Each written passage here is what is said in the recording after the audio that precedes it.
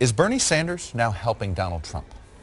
Oh, I don't think so. I think that Senator Sanders has every right to finish off his campaign however he chooses. I do think there will then be the obvious need for us to unify the party. I faced the same challenge in 2008. I will certainly do my part, reaching out to Senator Sanders, reaching out to his supporters, and I expect him to do his. And he said about a week ago he was going to spend 7 days a week trying to defeat Donald Trump, and I believe that's the case. You know, earlier this week, you just said emphatically, look, I'm going to be the nominee. Right. Just about 10 days earlier, you weren't ready to say that. The only thing that has changed is you narrowly won Kentucky. Why are you comfortable saying, I'm going to be the nominee, and why did you think it was important to actually verbalize that? Well, I think that having gone through 2008, as I did, it was much closer between then Senator Obama and myself in 2008. I actually won 9 of the last 12 contests in 2008, including Kentucky, West Virginia, Indiana, other states. And I wanted to make it clear that I know what this feels like, having lived through it. I have 3 million more votes. In the case of Senator Obama and myself, it was neck and neck in the popular vote. I have far more pledged delegates. It was much closer between me and Senator Obama. And I am going to be the nominee. And I want to spend a lot of my time, as you've seen me do, really taking on Trump, because I find what he says, the kind of candidacy he's presenting, to pose a danger to our country. You know, it's interesting, though. He is making a case, Bernie Sanders is, Senator Sanders, to superdelegates. And there's a memo another memo they've put out this weekend, just showing how much stronger he is against Donald Trump than you are. Our own poll, he's got a 15-point lead over Trump. You have a 3-point lead over Trump. You made an electability case 7 days before the final day of the primary season to superdelegates back in 2008. Why shouldn't superdelegates, you wanted them to listen to your argument 8 years ago, why shouldn't superdelegates listen to the Bernie Sanders argument and say, you know what, maybe he is more likable? Well, first of all, people have voted for me overwhelmingly in the Democratic primary process, and that is absolutely clear and very different from where we were in 2008. I could make the case, which I did, that I was actually slightly ahead in the popular vote when we ended that primary, but I was behind in the pledged delegates. It's also fair to say that I have been vetted and tested, and I think that that puts me in a very strong position. You don't think Bernie Sanders has been vetted? You don't think this one long year of campaign, your campaign against him, has vetted him? Let me say that I don't think he's had a single negative ad ever run against him. And that's fine. But we know what we're going into, and we understand what it's going to take to win in the fall. And finally, I would say that, you know, polls this far out mean nothing.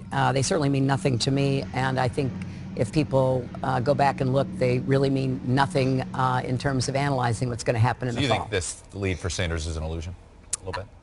I'll let others speak to that. I just think that I'm in a much stronger position, have been, and the voters who have turned out and given me 3 million more votes believe that as well. It does seem he has some specific demands that he would like to see met at the convention if he's not going to be the nominee. Some of them include perhaps getting rid of superdelegates, creating a rule that says, you know what, all primary contests should be open to independents, things like that. Are you okay with those, if that's what it takes to get him on board, to say, okay, we'll do this on the platform. We'll do this going forward. We'll change the rules. We'll change the platform. What do you say? Well, certainly we're going to talk with him when he's ready to talk and listen to him. And we will take into account what he is asking for. I think that's part of the process. How about getting rid of superdelegates? Would you be in favor of that? I think we have to, I'm not going to negotiate with him today on your show. I'm going to say when it's time, I am reaching out to do my part to try to unify the party. I expect him to do the same. I did that when I lost a much closer race to Senator Obama, because I knew that whatever our differences were, just as whatever our differences are between me and Senator Sanders, they pale in comparison to Donald Trump and the Republicans. And I think most of Senator Sanders' supporters understand that as well. Would you, he's accepted an invitation to debate in California before the California primary. Have you thought about accepting that invitation?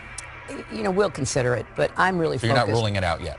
I haven't thought about it. We'll consider it, but I think what's important is we're not going to let, at least my campaign, is not going to let Donald Trump try to normalize himself in this period between So you think a now competitive and, Democratic primary is doing nothing but helping Donald Trump right now? No, I didn't say that. I said that if we don't respond to Donald Trump, which I am doing, as you have seen, I've said he was unqualified to be president. I believe that deeply. I am going to keep focused on Donald Trump because I will be the nominee. I will be running against Donald Trump in the fall. And I do not want Americans and, good thinking Republicans as well as Democrats and independents to start to believe that this is a normal candidacy. It isn't. What he is advocating, look what he's done this past week, attacking our closest ally, England, heaping praise on a dangerous dictator in North Korea, reiterating his call to pull out of NATO, our strong military alliance, talking about letting other countries have nuclear weapons, advocating a return to torture, and even murdering the families of suspected terrorists. That is beyond the pale, and it poses immediate dangers. I go around the country, Chuck, all the time, and in my events in the last few weeks, I've had Republicans coming to tell me they are supporting me. They have different reasons. For a lot of women, it's the divisive, demeaning comments that Donald Trump has made about women. For others, a businessman just told me yesterday in Texas, he said, I'm a Republican. I've always voted Republican. I'm here giving you money, supporting you, because I do business all over the world, and I'm watching what this Trump effect is doing to our standing in the world. It's interesting, though.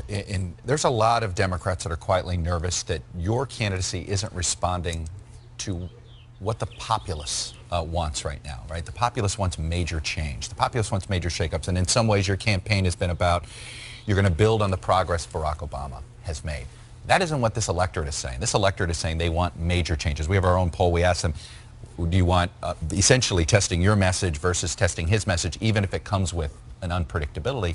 And by 10 points, they want the unpredictability. That's how fed up they are. How do you respond to that? Well, first of all, I have 2 million more votes than Donald Trump. And I think voters, as opposed to, the kind of back and forth in the public arena, when voters show up to vote, they take that vote seriously. And yes, I know he has a plurality of Republicans who have voted for him. But I think in the course of this campaign, we are going to demonstrate he has no ideas. There's no evidence he has any ideas about making America great, as he advertises. He seems to be particularly focused on making himself appear great. And as we go through this campaign, we're going to be demonstrating the hollowness of his rhetoric and the danger of a lot of what he has said. And I am very confident that the American people are going to want change. Every election is about the future. I've laid out very positive approaches. I'm not running for anybody's third term. I'm running for my first term, but I also want to do what works.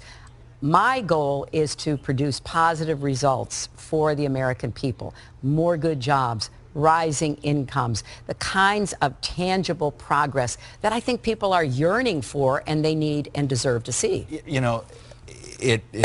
Bernie Sanders has been talking about a political revolution, a future you can believe in. Obviously, Donald Trump with the Make America Great Again is one of these slogans that has taken off, for better or for worse. If you could sum up, what is the big idea of your candidacy? Look, we are stronger together. We are stronger together in facing our internal challenges and our external ones.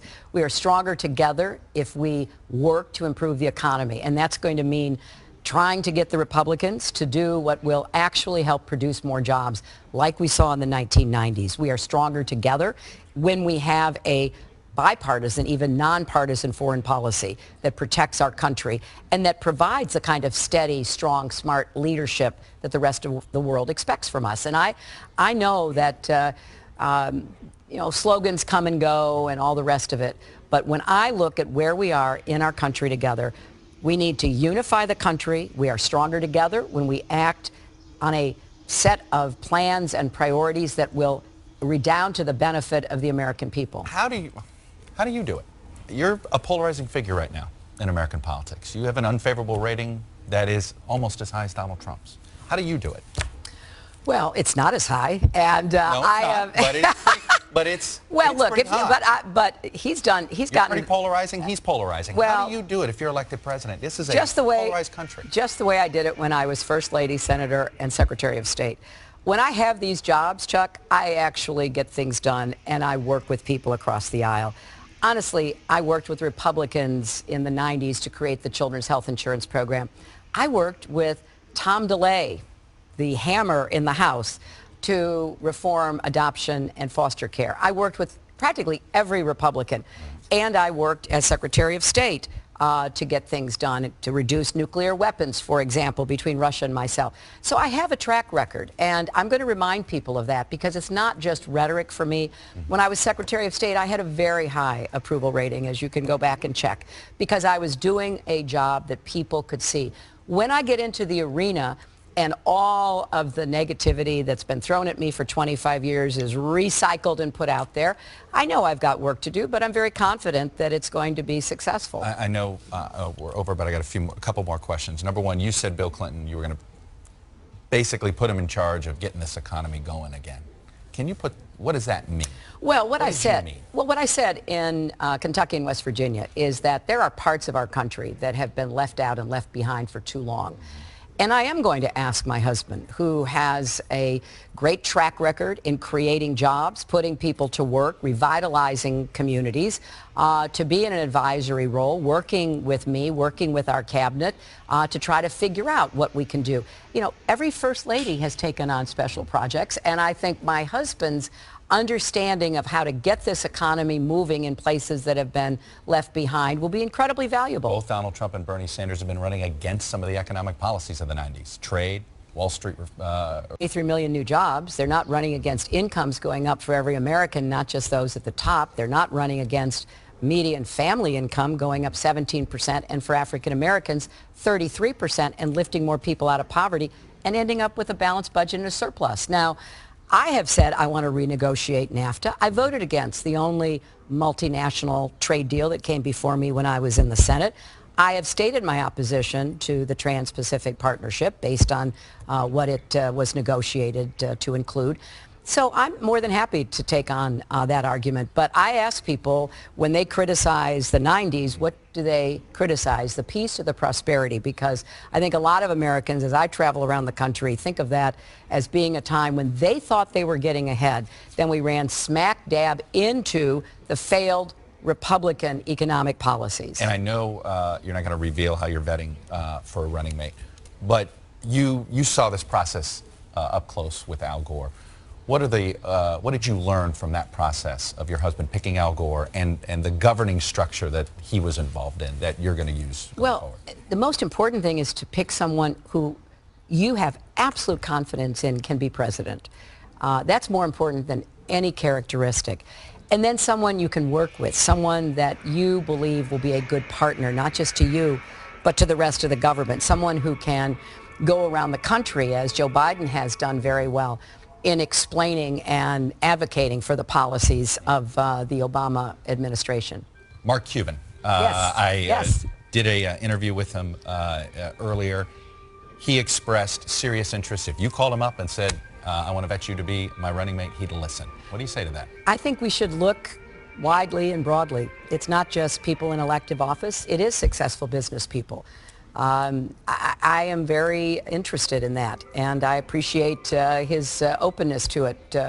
I think that you do plan on having people that maybe have never served in elected office that you're going to I am absolutely intending to look far and wide, and I think that is the best way to find somebody who can really capture what's needed in the country. And business people have, especially successful business people who are really successful as opposed to pretend successful, I think have a lot to offer. Pretend successful. You don't think, is there anything Donald Trump's done that you think should be praised? I think he needs to release his tax returns. The only two we have show that he hasn't paid a penny in taxes. And yet he goes around talking about Make America Great. You know, that means paying for our military. That means paying for our roads. That means paying for the VA. That means a lot of things. And if you've got someone running for president who's afraid to release his tax returns because it will expose the fact that he pays no federal income tax, I think that's a big problem. But my question was, there's nothing about his background that is praiseworthy? We'll find out, because we have to get below the hype. We have to find what the reality is. And you don't feel like you know that? I don't think the country knows it. Do you? I think that we're beginning to find out, but I don't think we know enough, and that's why he should release his tax returns. All right. Prove that he actually has the level of success he claims to have. Madam Secretary, I got to leave it there. Thank Thanks you. for coming on. We'll see you soon. Glad to be here. You got it. Thanks.